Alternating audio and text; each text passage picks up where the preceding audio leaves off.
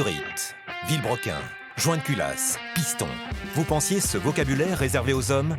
C'est une erreur. La passion pour la mécanique n'a pas de sexe. Et pourtant, avec seulement 1% de mécaniciennes en France, elles sont très peu à en avoir fait leur métier. Nous avons justement trouvé et suivi ces perles rares. Sandra, la mécanicienne spécialiste des 4x4 de rallye. Ça y est, il est là. Il est là. Morgane, la spécialiste du covering. Plaque d'abord là-haut. Mathilde, l'ange de la route. Là, on est en train de démonter les roues pour accéder à l'embrayage. Laïa, la mécanicienne poids lourd. C'est bien d'avoir des petites mains. Comme ça tombe dans le trou, hop, ça passe. Karen, la passionnée de moto. Il y a du dépôt partout. Il y a plusieurs choses qui n'ont pas été faites sur cette moto, c'est sûr. Aurore, la surdouée de la carrosserie. On mélange.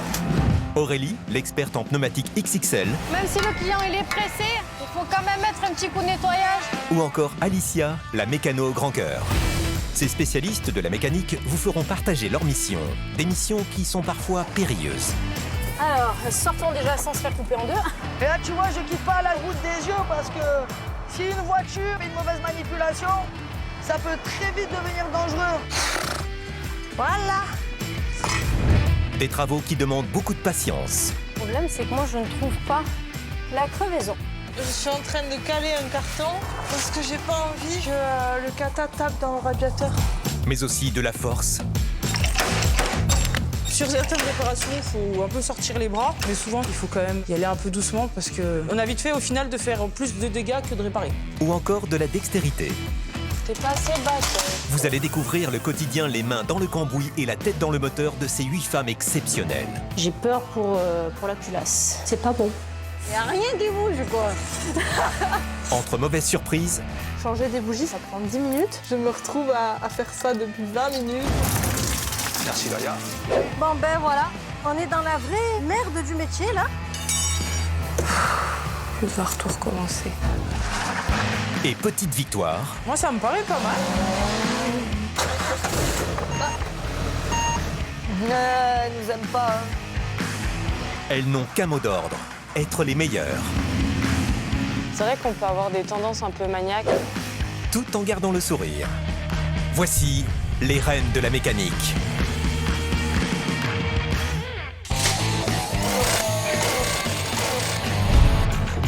Aujourd'hui, Alicia, la mécanicienne voiture, va devoir changer une durite récalcitrante. Je vais au moins perdre une bonne demi-heure à retirer la ligne à la place de ce kata qui devrait déjà être terminé. Sandra reçoit un nouveau P4 à restaurer pour faire le prochain Dakar Classique. Mais la joie va être de courte durée. Là, il n'y a pas une goutte d'huile qui est tombée quand on a vidangé, donc ça, c'est pas bon. Aurore va elle aussi nous faire partager sa passion du rallye en travaillant sur la peinture d'une voiture de course. Là, comme ça, je te fais la coupe franche. Ouais. Là, comme ça. Comme ça, après, toi, tu mets ta bande Tout à fait. par-dessus. Bah, c'est sûr que moi, ça me fait plaisir d'avoir des voitures de course, étant donné que je suis une mordue de rallye, ça change. Karen, autre passionnée, mais de moto, va devoir changer les guides de soupape, ce qui ne prend pas moins de 8 heures.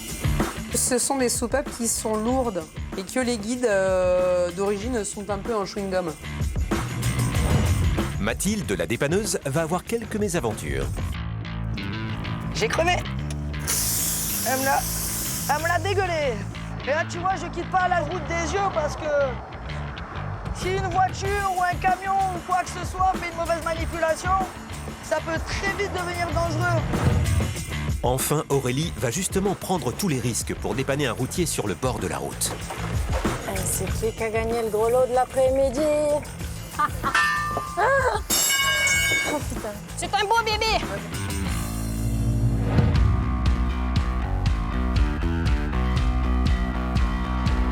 À Couche, en Saône-et-Loire, Aurore, notre carrossière de choc, est sur le point d'attaquer un projet qui lui tient particulièrement à cœur.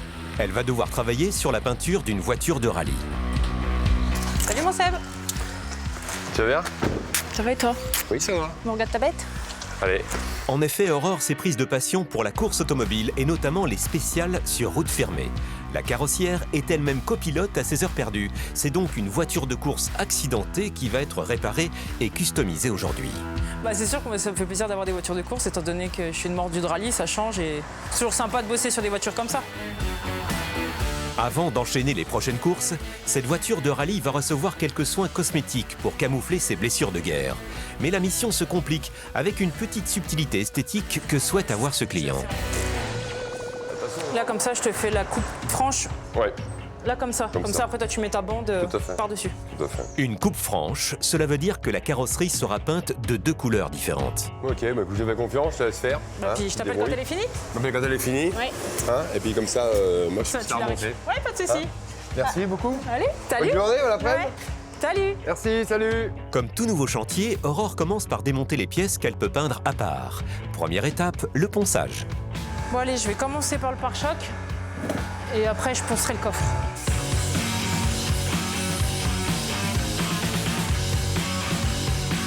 Déjà, on voit que le pare-choc, ça a déjà changé, parce que là, on vient gratter le brillant pour mettre une couche d'après et ensuite peindre. Donc là, j'ai fini de poncer. Maintenant, je vais le souffler et le mettre en cabine.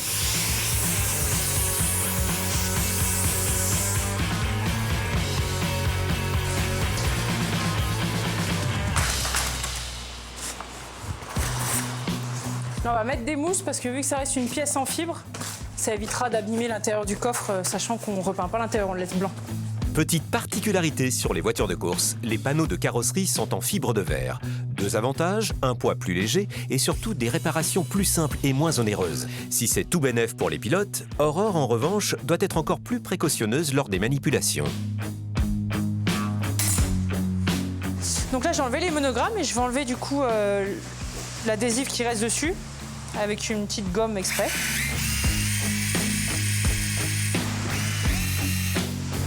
Voilà, parfait.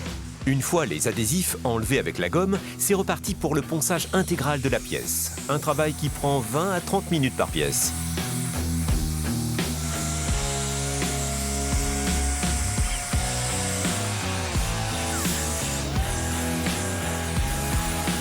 La poussière est le pire ennemi d'Aurore. Après dépoussiérage donc, Aurore stocke les pièces prêtes à peindre dans sa cabine pour qu'elle ne prenne pas la poussière de l'atelier à nouveau. Donc là, en cabine, il y a déjà le coffre arrière qui est prêt et le pare-choc arrière. Et maintenant, je vais passer aux arches que je viens de démonter. Regardez, je vais les enlever.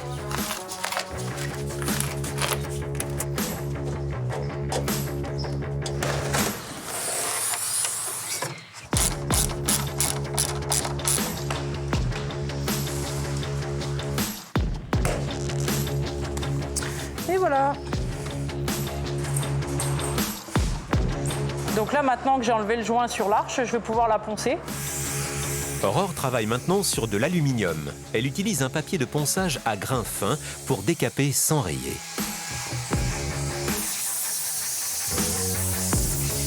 Et comme les précédentes pièces, elle stocke les arches dans sa cabine à l'abri de la poussière. Donc ça, c'est la trappe de toit de la voiture, que je dois peindre aussi de la même couleur que le reste.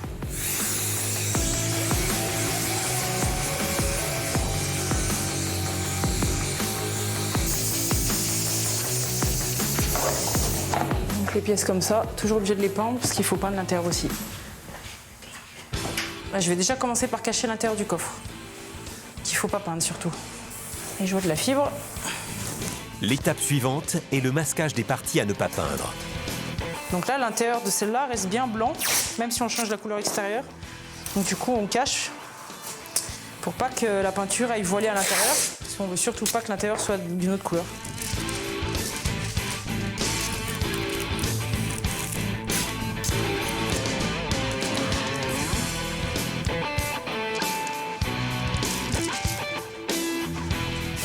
Avant ça, je mets toujours un petit coup de bombe d'après sur les endroits qui sont dégarnis. Même si je viens remettre un après par-dessus, ça évite que ça fasse des détourages. C'est juste pour les petits endroits un peu dégarnis, même si voilà, je vais venir mettre un après. Donc là maintenant, je vais aller préparer l'après pour apprêter les pièces.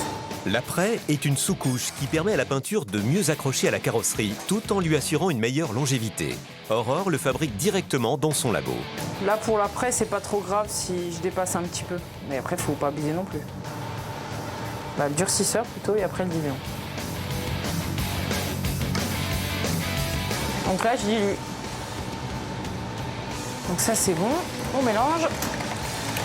Il faut toujours filtrer la peinture. S'il peut des fois avoir des morceaux, des petites impuretés. Donc comme ça reste bloqué dans le filtre. Donc là, c'est bon. Je peux aller en cabine. Après avoir revêtu sa combinaison et son masque pour la protéger des particules toxiques, Aurore doit se dépêcher de poser l'après, car il catalyse et sèche en 30 minutes quand il fait 30 degrés à l'extérieur.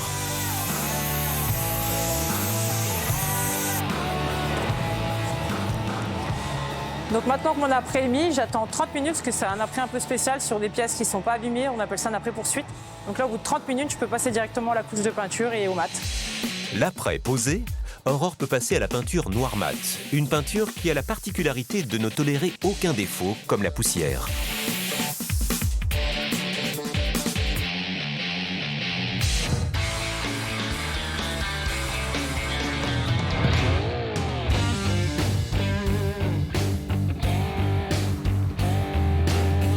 Pour Sandra, qui prépare le prochain Dakar Classique dans 7 mois, c'est le grand jour. Après s'être rendu compte que les réparations de son P4 étaient trop importantes, hors budget et hors délai, elle attend ce matin un nouveau 4x4 rouge plus récent et plus puissant. Ce nouveau P4, acheté à un particulier 12 000 €, est au départ un véhicule de démonstration fabriqué en 1993. Quelques années après, il a été cédé aux pompiers de la Creuse, qui l'ont utilisé comme véhicule de liaison et de commandement.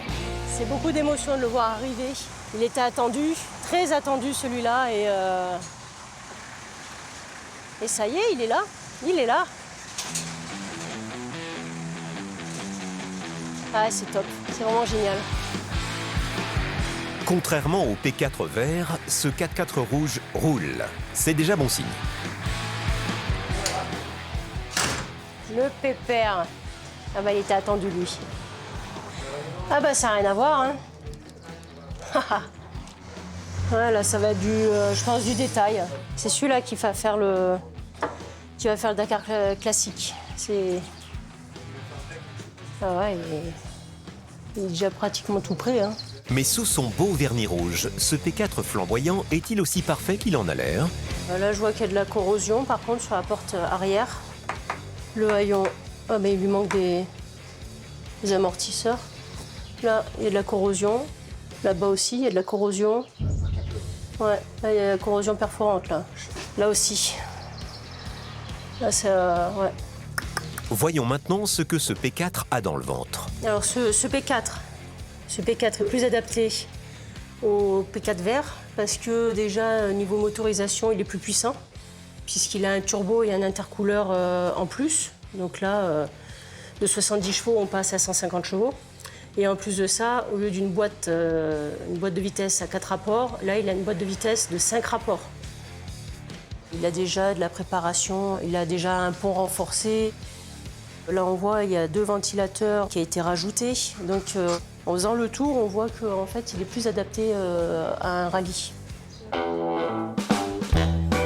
Pour Sandra et Xavier, son adjoint, il est maintenant temps d'ausculter la cabine de ce potentiel futur participant au Dakar Classique 2023. Ouais, c'est la 5e qui passerait pas, apparemment. Aïe, les ennuis commencent. La 5e, elle passe pas. Donc, il faudra vérifier ça, pourquoi elle passe pas. Si Sandra veut réaliser son rêve de Dakar, il faut régler ce problème de boîte de vitesse. Le départ est dans 7 mois. Est-ce que ça vient de la tringlerie? Est-ce que ça vient de la boîte? Faut voir. Donc il faut qu'on fasse un check-up. Pour accéder aux entrailles de ce P4, Sandra doit le vider de tous ses fluides. Et le bouchon qui permet d'évacuer l'huile moteur est complètement rouillé.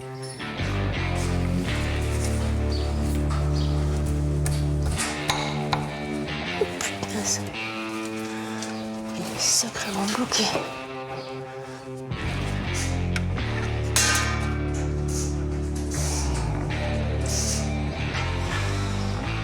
On voit que c'est gras. Ici, tout là, hein. On voit que tout est gras, donc les fuites. Donc, bon. La texture trop épaisse de l'huile ne présage rien de bon. Il y a beaucoup de choses à changer, hein. Il y aura les cylindres blocs, pratiquement tous les cylindres blocs à changer. Il y aura tous les Les amortisseurs, ressorts avant-arrière à changer. Les freins, on va tout remettre à neuf. On va changer les rotules, parce qu'on voit que les joints ils sont percés, donc ce qui fait qu'on va changer carrément les rotules. Il y a une très très grosse révision. Il y a tout le faisceau électrique à faire, à refaire. Il y en a beaucoup qui ont été sectionnés. Bon, après, le châssis est très sain, donc c'est déjà une bonne chose. Sous son joli vernis, ce P4 n'est pas aussi en forme que Sandra l'espérait. À date, il faut envisager de changer la boîte de vitesse, les silent blocks, les amortisseurs, les freins, les rotules et réparer la corrosion. Avec toutes ces réparations en prévision, elle atteint déjà la moitié de son budget. Espérons pour elle que ce 4x4 ne lui réserve pas d'autres mauvaises surprises.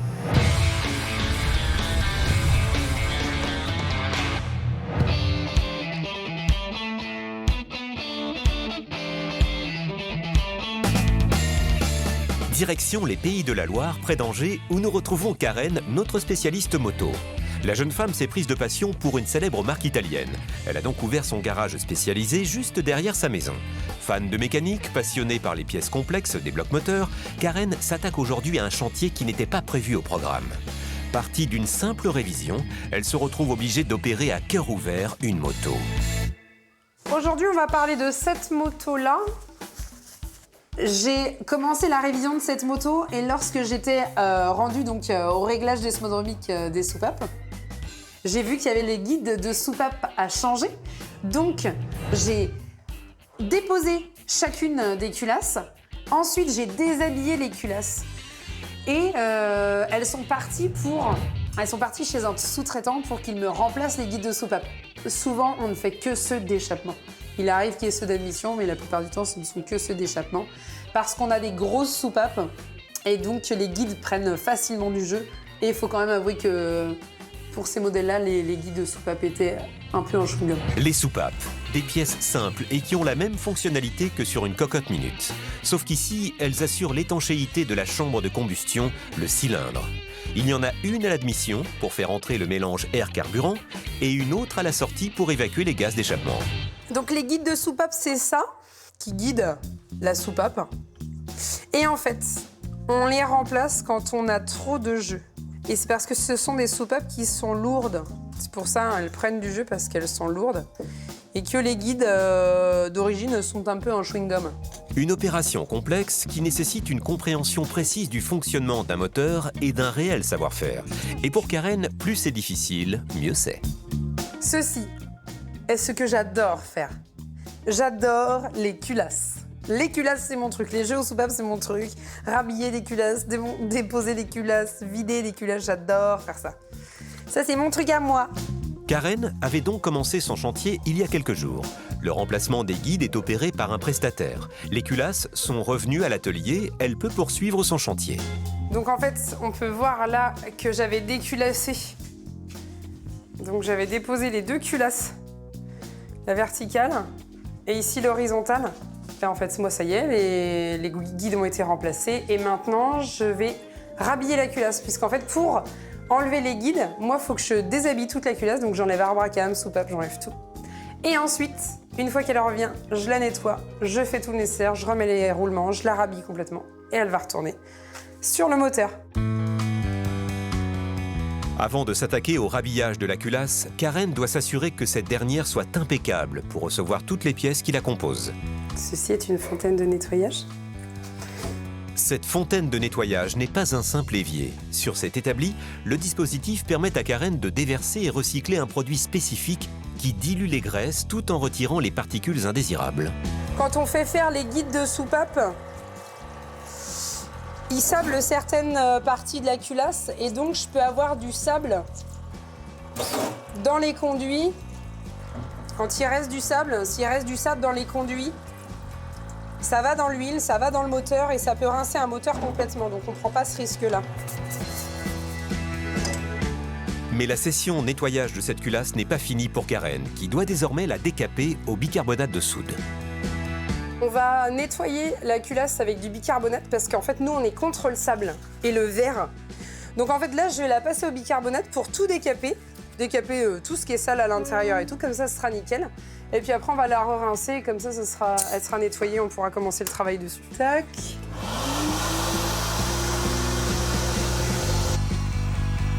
Mais là encore, aucun résidu ne doit subsister sur cette culasse. Et sur ce point, Karen a sa petite astuce. Simple, efficace et écologique, l'eau chaude. Quand on utilise du bicarbonate, on sait que le bicarbonate se dissout dans l'eau chaude. Donc je prends de l'eau chaude et je vais rincer ma culasse. Et comme ça, là, je vais la ressouffler après, mais au moins, je suis sûre qu'il y a 0 bicarbonate qui reste sur ou dans ma culasse. Et là, maintenant, on va la souffler dehors. Bon, je suis dégueulasse. Je suis pas tout le temps dégueulasse, en fait. Je suis un peu dégueulasse.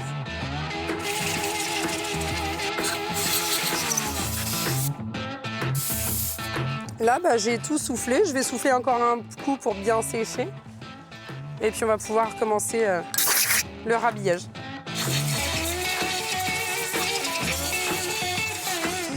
On va remettre en place l'arbre à cam qui vient là. On va remettre en place les soupapes avec leurs basculeurs, les axes de basculeurs, les roulements. On va commencer par les roulements. Une fois la culasse complètement immaculée, Karen peut s'attaquer au remontage. Allez, c'est parti. Ces pièces-là, c'est des roulements que je vais mettre en premier dans la culasse. Ces 2 roulements-là, ils viennent guider l'arbre à cam dans la culasse. L'arbre à cam, c'est un axe qui assure avec sa rotation l'entraînement des soupapes qui ouvrent et ferment les chambres de combustion. Mais dans cette composition complexe de pièces, il faut pouvoir les imbriquer les unes aux autres. Et comme dans tout organe mécanique, les espaces sont pour le moins réduits. Il faut que je chauffe la culasse pour mettre les roulements. Je vais mettre le gros là, au fond. Ici, embuté là sur l'épaulement.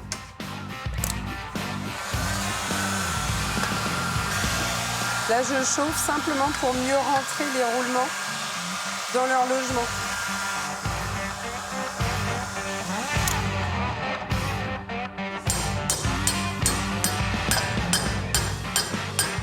C'est bon. C'est bon, quand on entend le bruit, c'est bon. Hop, je retourne. J'ai un roulement qui est posé. Je mets une bague entre mes 2 roulements. Et puis je vais venir mettre mon autre roulement, celui-ci. Ce roulement-là, je vais le mettre contre la bague que j'ai mis juste avant. Mais il ne faut pas que je le mette serré. Il faut que la bague elle soit libre. C'est pas mal, ça me convient. Tant que ça tourne sans forcer. C'est un support, je vais poser ma culasse dessus. Karen doit ensuite remonter les basculeurs de fermeture et d'ouverture. Ces petits modules, grâce à leur ressort, poussent les soupapes dans les 2 sens pour assurer la compression et la décompression nécessaires au fonctionnement du moteur. Alors, le basculeur de fermeture, il est sur... Ceci est un basculeur de fermeture. Il est monté avec un ressort, donc il faut que je mette le ressort en contrainte pour le monter sur la culasse.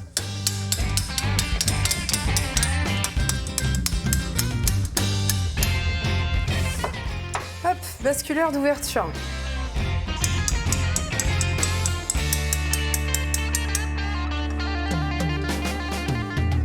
Donc là, je recommence pour l'admission en fait. Parce que sur ces moteurs-là, on a un basculeur de fermeture à l'admission, un à l'échappement et un basculeur d'ouverture à l'admission et un à l'échappement. Parce qu'on n'a que 2 soupapes par culasse. Avant de bien mesurer les espacements à l'intérieur de la culasse, Karen remonte également la courroie de distribution ainsi que sa poulie, le tout bien protégé par un carter. Ici, il va y avoir la poulie de l'arbre à cam, et en fait, la courroie vient là. Le carter de courroie, il est utile en fait pour que s'il y avait une... Alors déjà pour protéger la courroie, pour pas qu'elle soit en contact avec tout ce qui peut être poussière, graisse ou tout phénomène extérieur. Et aussi, si elle cassait, ne pas être projetée partout. Plus, enfin, il y a des roulements aussi à cet endroit-là, donc c'est vrai que s'il y a des choses qui cassent pour aller autre part, si c'est pour que ça aille aussi endommager d'autres choses.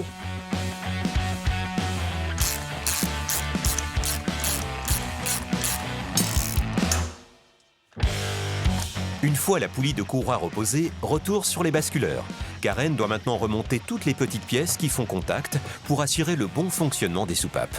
On a un système complètement mécanique. C'est-à-dire qu'on a un système pour ouvrir et un système pour fermer qui sont tous les deux commandés par l'arbre à cam. Donc on a 2 réglages sur la même soupape. Donc on a 2 pastilles. Ici, la pastille d'ouverture. Donc là, le basculeur il va venir pousser sur cette pastille-là pour ouvrir la soupape. Et là, on a la pastille de fermeture. Quand là, ces 2 doigts-là, en fait, ils remontent la soupape sur le siège. Donc il y a la pastille de fermeture qui est ici. Et là, sur la soupape, on aura une pastille d'ouverture pour pousser avec ce basculeur-là. Dans une culasse, les mouvements sont extrêmement rapides et dégagent une énergie considérable. Tout doit être parfaitement fixé et huilé et il faut s'assurer que toutes les pièces soient exactement à leur place. Sinon, la puissance de la moto en sera affaiblie. On va régler les jeux pour que la soupape, une fois que le moteur est chaud, elle soit toujours bien étanche sur son siège, la soupape, et puis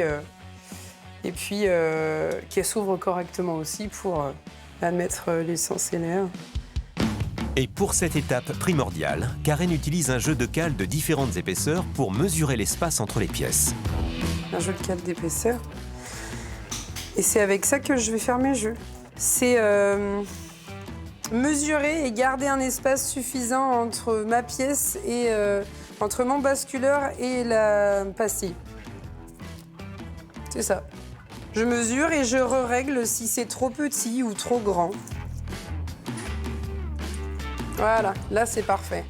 13 passe, 15 passe pas. Voilà, là ça me va parfaitement.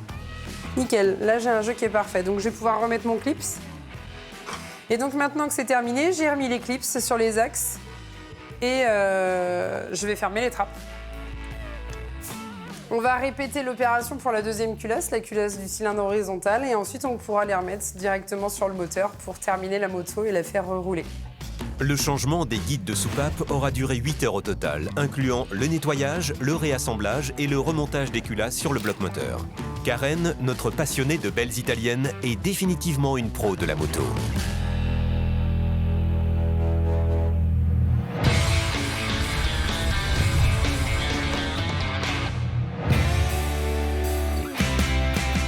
C'est à Veden, près d'Avignon, que nous retrouvons Aurélie, la spécialiste des changements de pneus XXL, l'ange des transporteurs.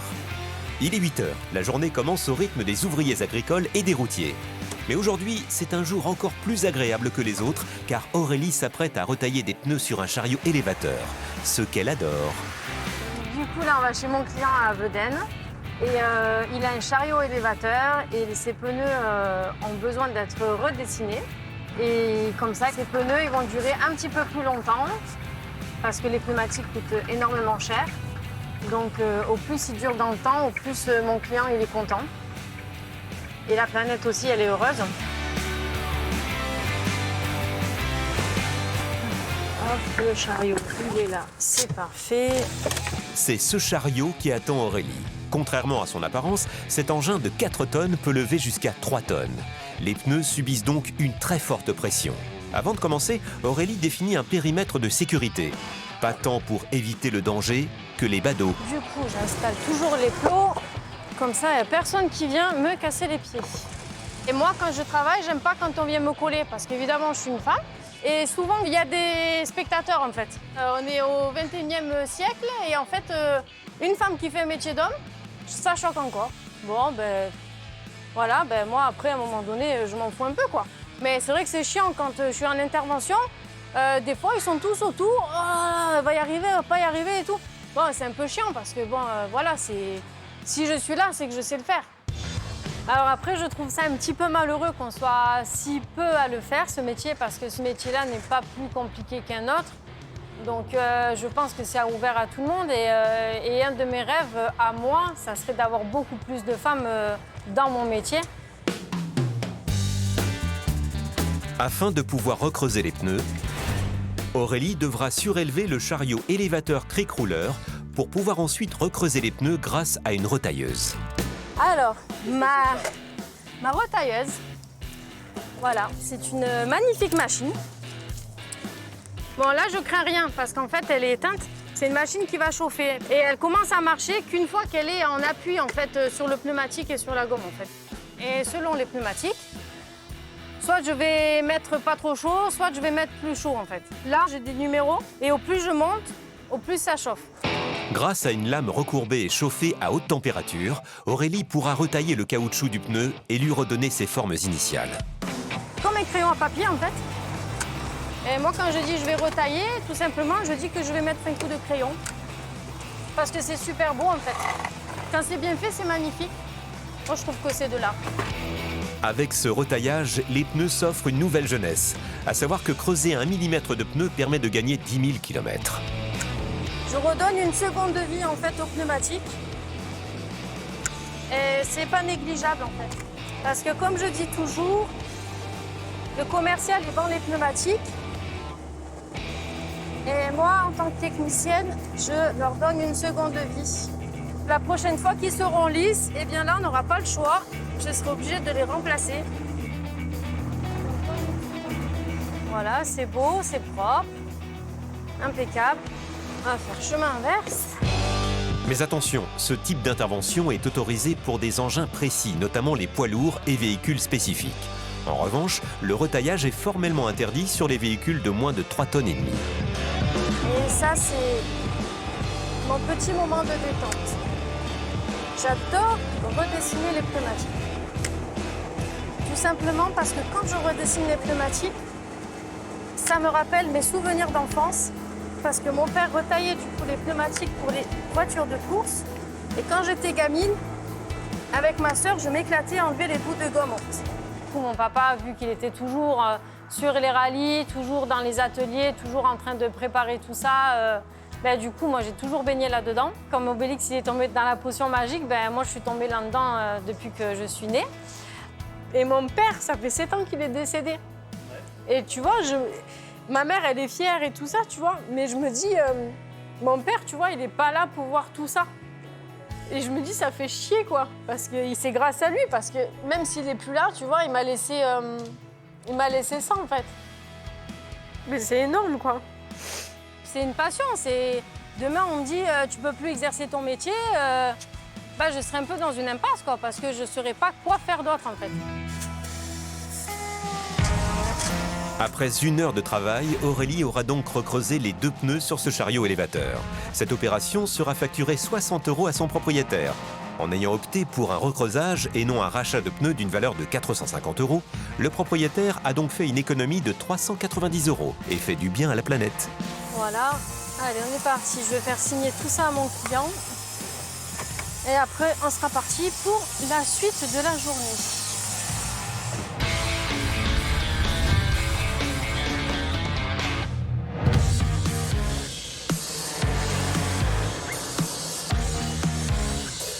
Dans le sud de la France, Mathilde continue la tournée des dépannages. Elle a été appelée pour une nouvelle intervention sur un véhicule coincé dans un parking qui ne veut pas démarrer.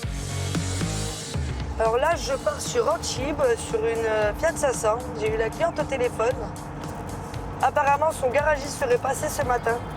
Il aurait fait un premier diagnostic. Il lui aurait dit de surtout pas démarrer le véhicule, que le moteur pouvait s'emballer, qu'il fallait le lui ramener à lui en personne.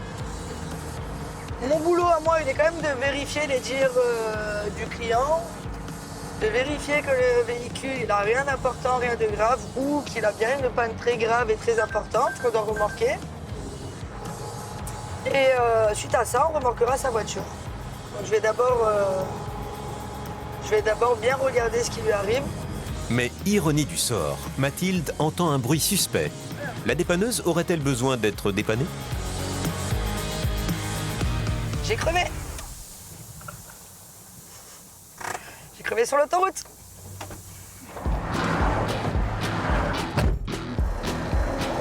Avec des voitures tout près qui passent à 130 km/h, Mathilde doit faire vite pour se mettre en sécurité.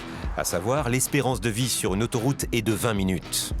Première option, elle doit tenter de regonfler son pneu, ce qui lui permettra de tenir quelques heures avant de pouvoir changer la roue.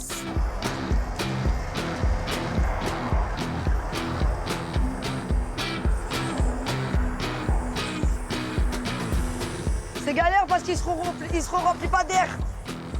C'est toujours dangereux d'être sur l'autoroute, mais on n'a pas vraiment le choix. Mais le pneu semble trop endommagé. Deuxième option, utiliser une mèche. Une mèche, c'est ça qui est en résine. Et en fait, ça va servir à me colmater un trou de vis, un trou provisoire sur la bande roulante. Alors, je vais le regonfler, voir si la mèche a bien pris. Et si on est tout bon, je suis reparti dans le temps que mon compresseur d'air se remplisse. C'est les aléas du métier, oui. Il m'est déjà arrivé de crever une roue à 3 heures à la montagne de Nice, en pleine nuit à 23 heures, sous une pluie battante, avec une voiture chargée. Bah, tu te poses 5 minutes, tu mets une roue de secours, puis tu repars. C'est ton métier pour les clients, donc c'est ton métier pour toi-même, hein. Ça a l'air d'avoir bien pris, là. On va pouvoir repartir. Allez, c'est génial. On n'a pas eu besoin de changer toute la roue de secours sur le bord de l'autoroute, un peu dangereux. Et là, tu vois, je quitte pas la route des yeux parce que si une voiture ou un camion ou quoi que ce soit fait une mauvaise manipulation, ça peut très vite devenir dangereux. Je suis pas dans un renfoncement, je suis vraiment sur la bande d'arrêt d'urgence. Donc le but, c'est de pas trop quitter la route des yeux quand même. Allez. C'est reparti. 18 minutes plus tard, Mathilde peut repartir et se rendre sur l'intervention initialement prévue.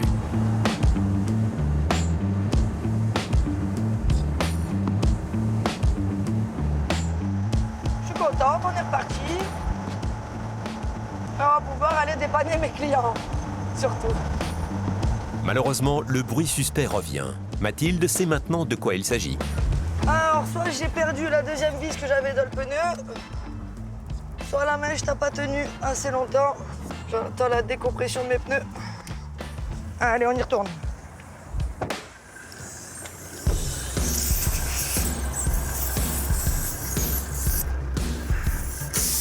Elle me l'a dégueulé.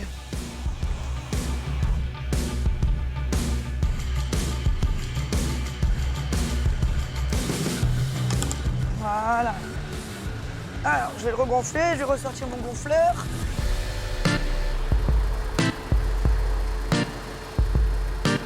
Je suis en train de perdre un temps fou.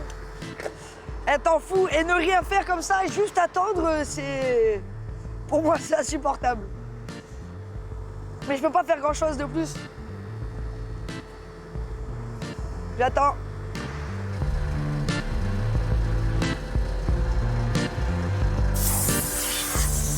Allez, ça tiendra le temps que ça tient. En espérant que je puisse aller faire mes 2 clients déjà entre-temps. Hop, hop, hop, allez, j'y vais.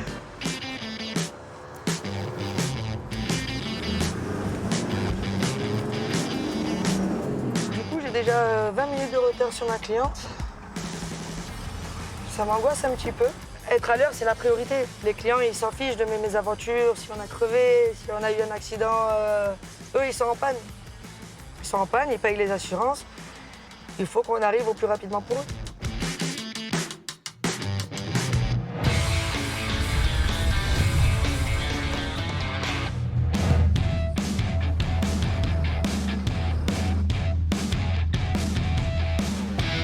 En Bretagne Sud, Sandra, la préparatrice rallye, poursuit le démontage de son P4 rouge destiné à courir le prochain Dakar Classique dans 7 mois.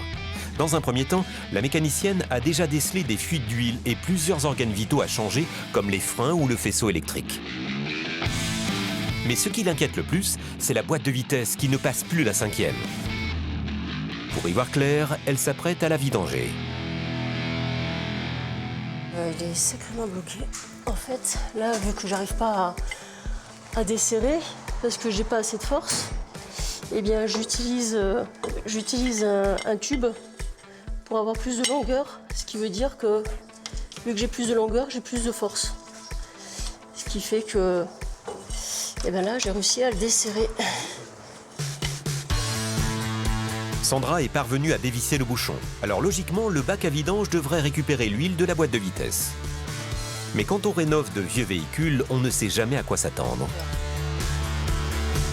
Là, il n'y a pas une goutte d'huile qui est tombée quand on a vidangé. Donc, et ça, c'est pas bon. On ne sait pas combien de temps c'était comme ça, on ne sait pas combien de temps ils ont manipulé la boîte comme ça, on ne sait pas. Les pièces à l'intérieur ne sont plus lubrifiées, donc elles sont en friction et puis elles chauffent. Et puis elles cassent, elles peuvent casser, s'abîmer. C'est pas bon du tout, c'est pour ça qu'on met de l'huile pour que ça soit lubrifié, quoi. Pour que ça glisse. On verra. Pour Sandra, avec cette absence d'huile dans la boîte de vitesse, les ennuis continuent. On pensait qu'il y avait un petit souci au niveau de la boîte de vitesse, mais on ne pensait pas à ce point-là, quoi. En fait, j'ai peur que la boîte de vitesse soit abîmée dedans, quoi, voire cassée.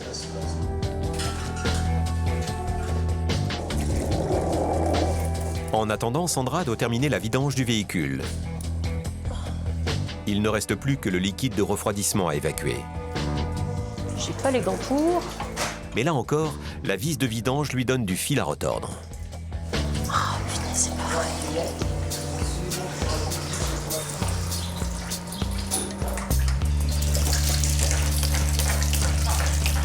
Gare aux éclaboussures. Ce liquide de refroidissement contient de nombreuses substances toxiques et irritantes. Xavier, Présent. tu peux venir m'aider à avancer plus vite, s'il te plaît? Chef ou chef. Plus le démontage avance, plus les mauvaises surprises s'accumulent. Pour Sandra, chaque pièce à changer alourdit la facture et rallonge le temps nécessaire pour préparer ce P4 au prochain Dakar Classique dans 7 mois. Hop là. Tiens, regarde. Désolé. T'as vu la fuite là-bas? Du Ça turbo. vient du turbo, hein. J'ai l'impression que c'est sous le LR, là. Le turbo, il fuit. Il perd de l'huile. Pour Sandra, ce P4 tant désiré pourrait bien se transformer en cauchemar. Alors, on y va, là? Je pense qu'on est bon, ouais. Un turbo qui fuit, c'est très mauvais signe. Il pourrait même être bon à jeter à la poubelle. Mais pour en avoir le cœur net, il faut démonter la boîte à air. C'est un peu videux, non? Qu'est-ce que t'en penses? Ah ouais, ça c'est le filtre à air. Il est... Attends, ça c'est le sommet de l'iceberg, chef. T'as pas vu le dessous? Oh merde. En fait, c'est une deuxième vidange. Ah oui. Ah bah là, il est plein d'huile. Donc, en fait, le boîtier d'air est plein d'huile moteur. Ça veut dire que le turbo est malade. Le turbo, il est mort. Soit le turbo, soit le reniflard, soit... Bah là, ça vient du turbo, là. Ça tombe bien, on va le refaire, le moteur. Sur ce P4, la liste des réparations s'allonge d'heure en heure. Après les silent blocks, les amortisseurs, les freins, les rotules, le faisceau électrique et le radiateur, c'est peut-être la boîte de vitesse et sûrement le turbo qui s'ajoute à la liste des pièces à remplacer. Sandra avait déjà dû abandonner le P4 vert en raison des trop nombreuses réparations. Qu'en sera-t-il du P4 rouge ?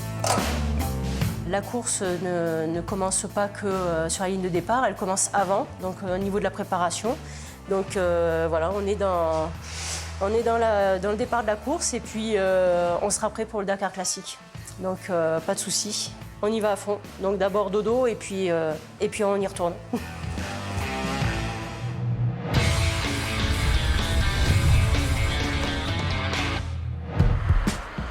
Retour chez Aurore, près de Mâcon. Notre carrossière s'occupe en ce moment d'une voiture qui lui tient à cœur.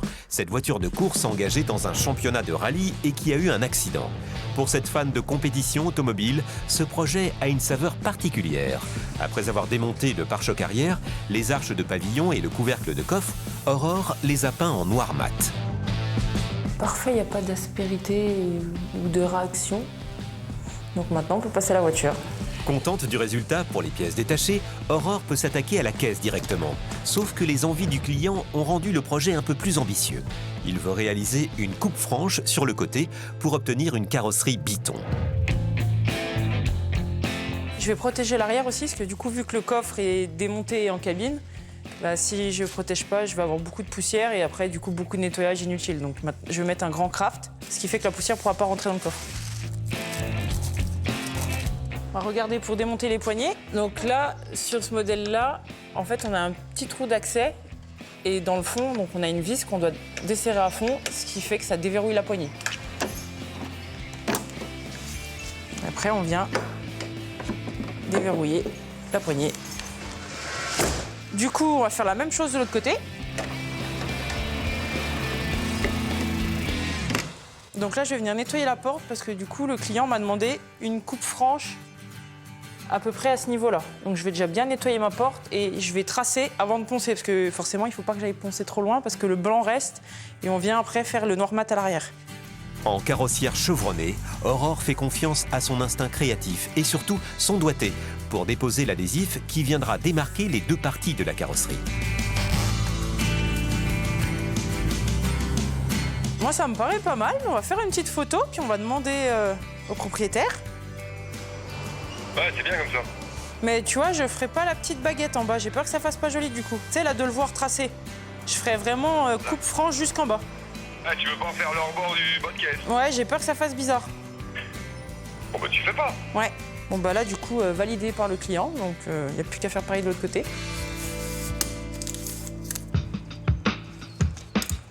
Une fois le premier côté préparé, il faut réussir à reproduire la même démarcation de l'autre côté. Pour cette fois, pas de place au hasard. C'est à la mesure qu'Aurore prend les repères. Une fois que les repères de la carrosserie sont placés, Aurore peut démarrer la préparation. Donc là, maintenant, je vais commencer par poncer le pavillon. En ponçant les parties de la carrosserie amenées à devenir noir mat, Aurore débarrasse la peinture blanche de sa couche de vernis afin d'y apposer là aussi un après. Donc maintenant, tout est poncé. Je vais pouvoir la décacher, la souffler pour la rentrer en cabine. On voit bien l'arête bien franche. Donc ça, c'est la partie brillante. Donc ça, c'est la partie qu'on laisse comme ça. Et ça, c'est la partie qui va recevoir l'après et la nouvelle couleur. Donc maintenant, je vais passer au soufflage pour enlever toute la poussière pour pouvoir la rentrer en cabine.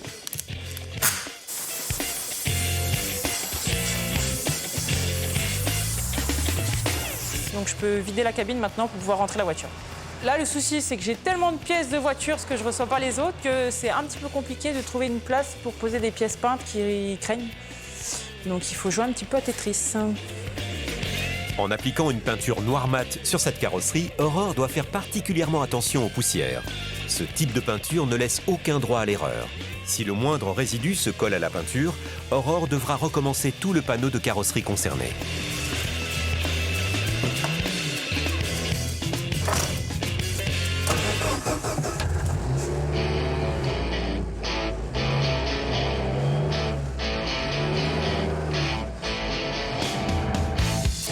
La jeune femme passe ensuite au masquage de toutes les parties qui ne doivent pas recevoir de peinture. Une étape indispensable qui nécessite de n'oublier aucun recoin. Le brouillard, cette brume de peinture qui se dégage à l'application, peut se déposer un peu partout. Finir de cacher ça et ce sera bon. Après des kilomètres de scotch. Donc toutes les parties que je ne peins pas sont protégées, en laissant juste apparaître les parties qui vont recevoir l'après, la nouvelle couleur. Donc j'ai également préparé du coup les deux poignées et la trappe d'essence qui eux aussi doivent changer de couleur. Maintenant je vais préparer mon après que je vais appliquer avant.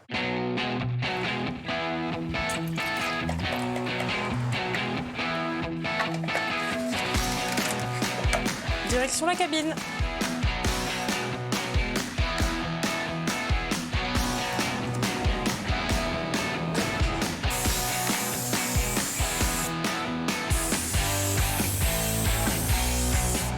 Maintenant, on laisse sécher tranquillement, puis on verra plus tard pour la peinture. Étape suivante, l'application de la peinture noir mat.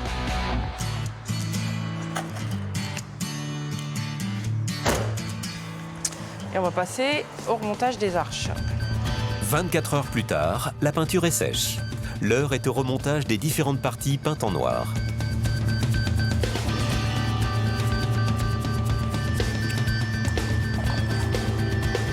Là, il faut bien que l'éclipse tombe en face.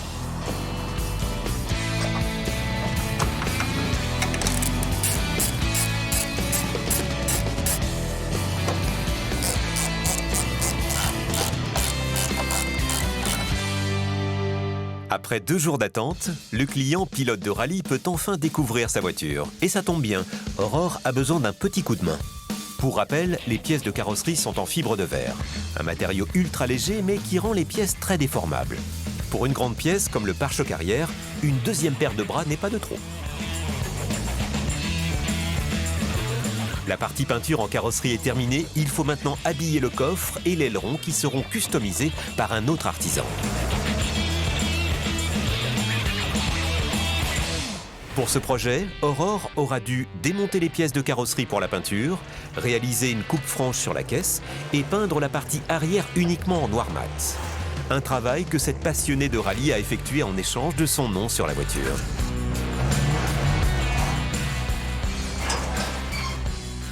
Merci beaucoup. De rien. Ouais. Bon rallye, bon week-end. Ouais, toi aussi? Et encore merci. Bah oui, ça y est, la voiture part et le client est content, donc tout va bien. Salut mon Seb!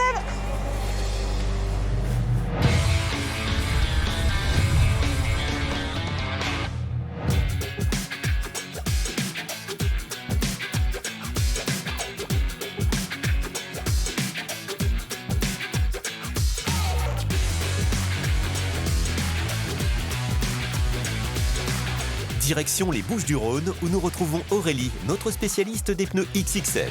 Ce petit bout de femme est une véritable rareté dans la profession. Elles ne sont que 2 à exercer ce métier qui nécessite de s'attaquer aux pneus des poids lourds, des machines agricoles ou encore des engins industriels.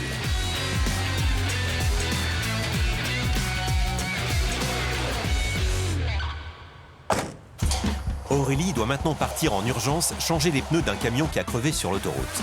Après avoir pris au dépôt les 2 pneumatiques correspondant à la monte du camion à dépanner, elle prend également le soin d'embarquer une jante de rechange. La jeune femme sait d'expérience que l'explosion d'un pneu peut déformer une jante, aussi solide soit-elle. Des événements qu'Aurélie ne connaît que trop bien à cette période de l'année. Donc là, en fait, on est dans une période qui est assez critique, en fait, parce qu'il fait extrêmement chaud. Et du coup, il suffit que les pneus, en fait, ils soient mal gonflés, qu'il y ait une mauvaise pression. Et avec la chaleur, en fait, comme nous, tous nos transporteurs, ils chargent super lourd. Donc les pneus, en fait, ils sont en sous-gonflage. Et avec la chaleur, en fait, ça les fait éclater. Et là, il vient d'éclater 2 pneus. Donc, à mon avis, c'est qu'il y a un énorme problème au niveau de la pression des pneumatiques. Ça, c'est sûr et certain. Hop, hop, hop. Aurélie arrive sur les lieux, mais elle se rend compte rapidement que le poids lourd est immobilisé au pire endroit possible, en bord de route très passante et juste avant une intersection. Alors, sortons déjà sans se faire couper en 2. Aurélie n'a pas le choix, elle préfère demander au chauffeur d'avancer à rythme tout doux pour trouver un endroit plus isolé et plus sécurisé, avant de s'attaquer au remplacement des pneus éclatés. À une vitesse très réduite, Aurélie fait avancer le camion qu'elle escorte de près. Il faut y aller tranquille parce que mon client est super chargé. Et moi, il faut surtout qu'il y ait personne qui passe, en fait. Et là, c'est l'adrénaline, en fait, qui monte. C'est trop génial, ça. C'est lui qui a gagné le gros lot de l'après-midi. C'est Bibi.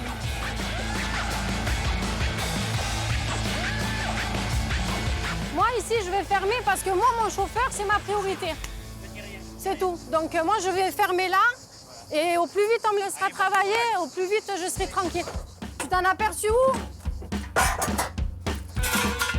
Aurélie et le camion sont maintenant hors de danger. Elle sécurise simplement la zone avant de s'attaquer au remplacement des pneus.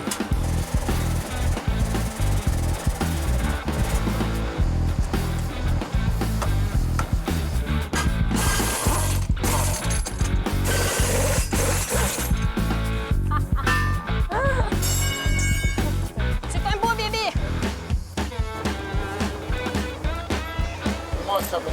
Non, c'est bon.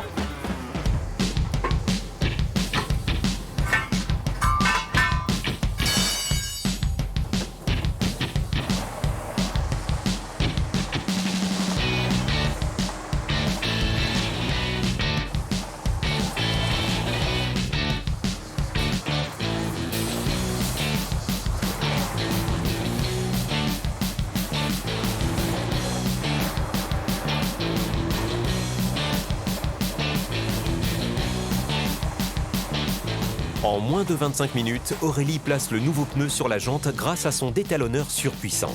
Une machine qui permet d'enfiler le pneu sur la roue. Déjà pour un. Elle a pas l'air abîmée ta jante.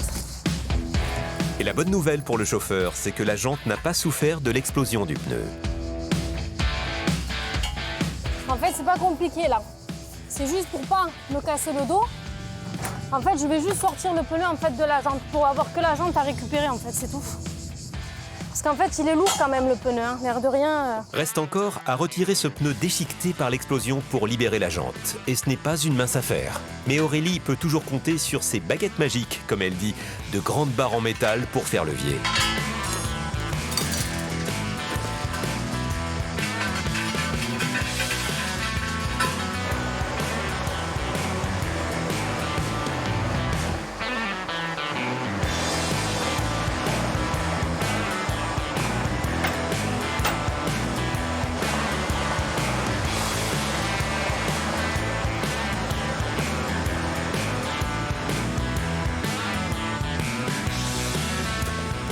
Ce poids lourd est doté de 4 roues par essieu, ce qui signifie que de chaque côté, la roue intérieure est cachée par celle située à l'extérieur. Pour les prochaines interventions, Aurélie installe une rallonge de valve sur la première roue. C'est plus pratique et surtout une mesure de sécurité supplémentaire. Moi, je mets toujours des rallonges parce que pour faire la pression, c'est super, c'est plus pratique. Et en plus de ça, ça peut sauver une vie en fait, parce que des fois, quand j'arrive, ils sont à la ferraille où il y a des hernies, et sauf que les pneus, ils sont encore gonflés. Alors du coup, je peux au moins les dégonfler avant d'intervenir. Ça évite en fait que mon pneu, il éclate à la figure.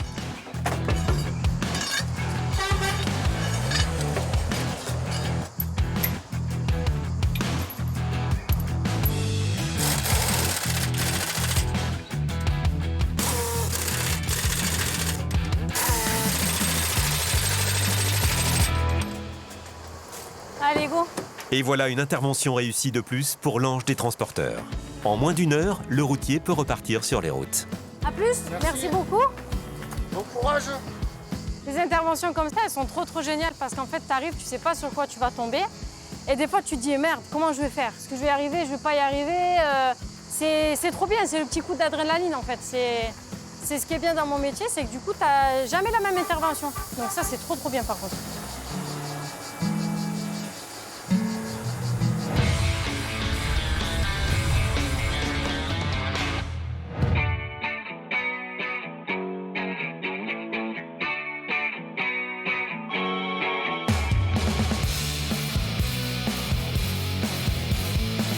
Direction Béziers, dans le sud de la France, chez Alicia, cette mécanicienne qui s'est lancée dans le grand bain en ouvrant son propre garage.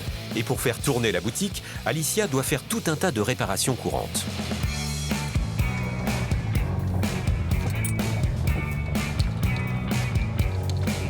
Elle n'est pas passée au contrôle technique à cause d'une fuite d'huile sur une à cause de durite. la fuite, ouais.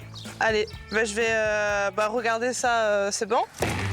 Si la pièce à changer reste une simple durite et qu'elle est visible rien qu'en ouvrant le capot, la démonter reste une autre affaire. Le but du jeu, c'est que je vais devoir me faire de la place parce qu'elle est cachée. J'ai un pare-chaleur. Ouh, c'est chaud. Que je dois retirer. Il est là. Ouh, c'est chaud. Je vais essayer de l'attraper par-dessous.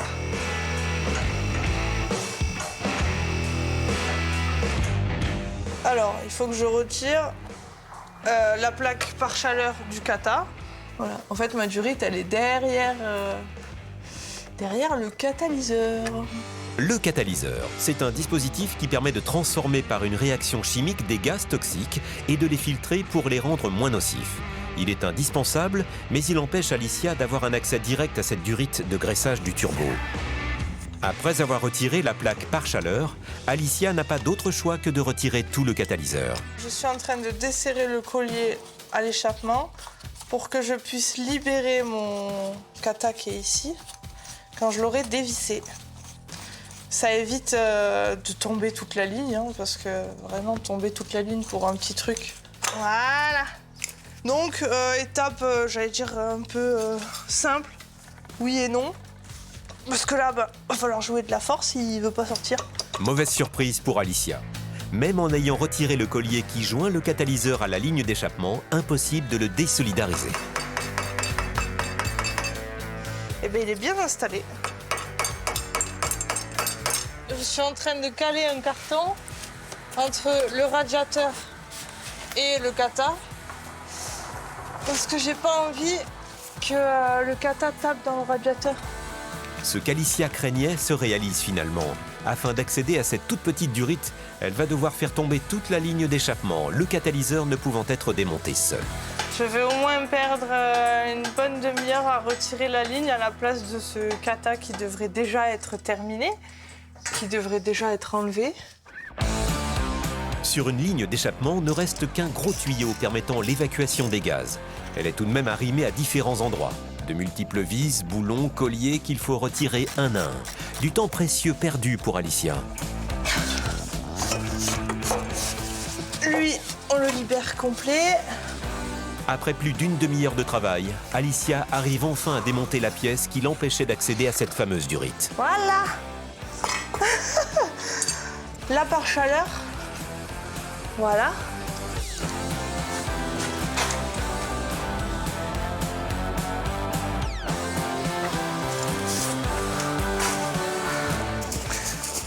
Alors la première, c'est bon. Là, je vais descendre de la voiture, enlever celle d'en haut, celle-là, la nettoyer pour bien la remettre. Voilà, c'est elle. Une en haut, une en bas. Et voilà. C'est aussi simple que ça, mais en fait, elle est derrière une pièce qui est pas si simple que ça. Voilà. Tout ça pour ça.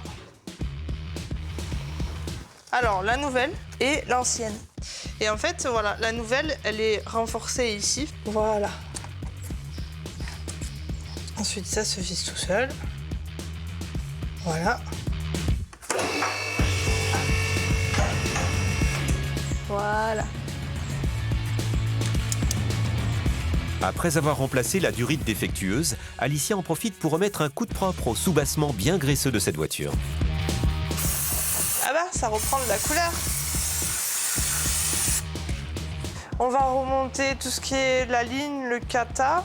Alors, la pare-chaleur. J'essaye quand même de détacher le kata de la ligne. Ça m'arrangerait. Parce que je sens que le montage va être sportif si je le mets comme ça. Ah! Voilà qui aurait pu faire gagner de précieuses minutes à Alicia lors du démontage. Mais lorsque le catalyseur était en place, étroitement enfilé dans les entrailles de la voiture, il lui était tout simplement impossible de parvenir à le retirer.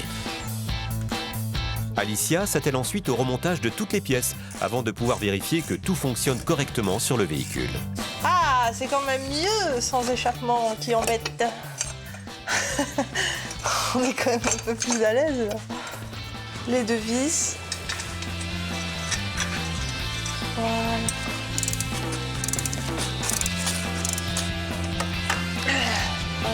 Celui-là.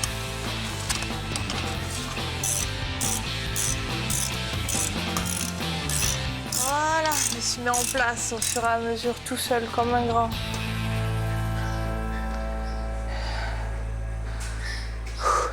Donc je vais serrer complètement ma durite parce que je l'ai serrée complètement en bas. Donc c'est bon, elle est bloquée. Voilà. Et on va remettre le collier. Voilà.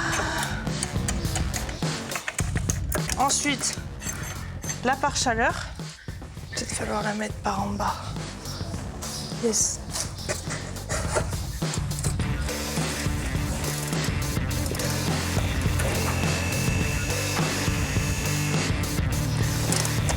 On va démarrer tout ça et voir si tout va bien.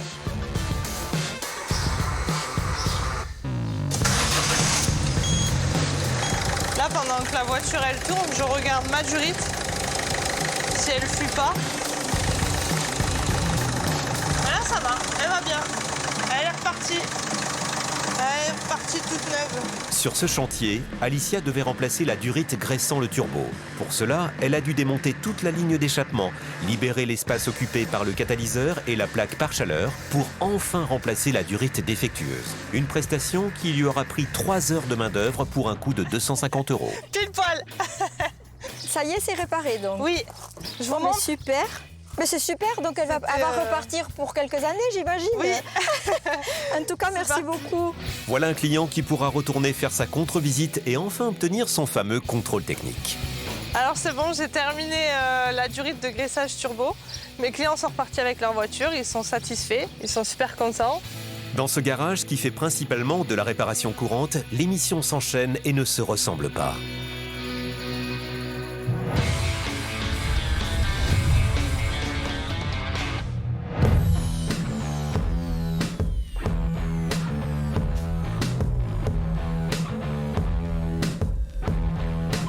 Après 1 heure d'ennui, Mathilde arrive enfin à destination. L'objectif, remorquer une voiture qui ne veut pas démarrer. Bonjour madame, je suis vraiment... Je suis désolé madame, vraiment j'ai crevé sur la route, sur l'autoroute, j'ai dû... La voiture est dans le parking? Oui, elle est en sous-sol. Je vais vous montrer où elle est peut-être avant. Non? J'arrive directement, ils sont assez larges les sous-sols des...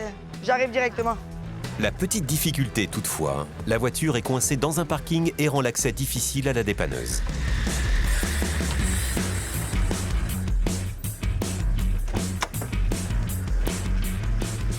Allez. Pas le choix pour Mathilde. Elle doit déplacer la voiture sans la démarrer, ce qui demande un petit effort.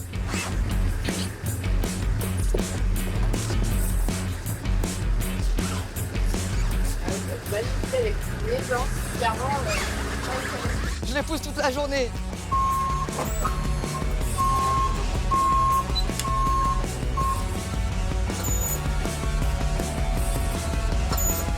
Le sanglas c'est toujours très important.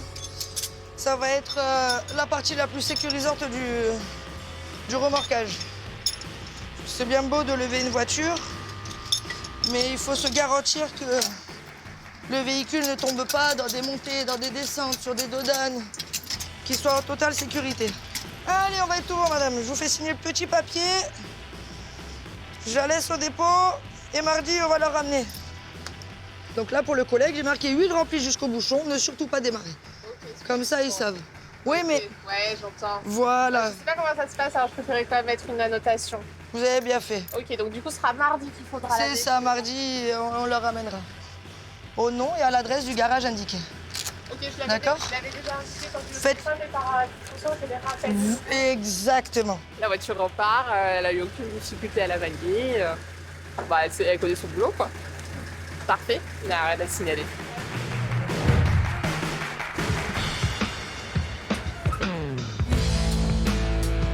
Elles ne sont qu'une 60aine de femmes en France à exercer comme Mathilde le métier de dépanneuse. Une activité qui se fait surtout par passion et l'envie d'aider les autres.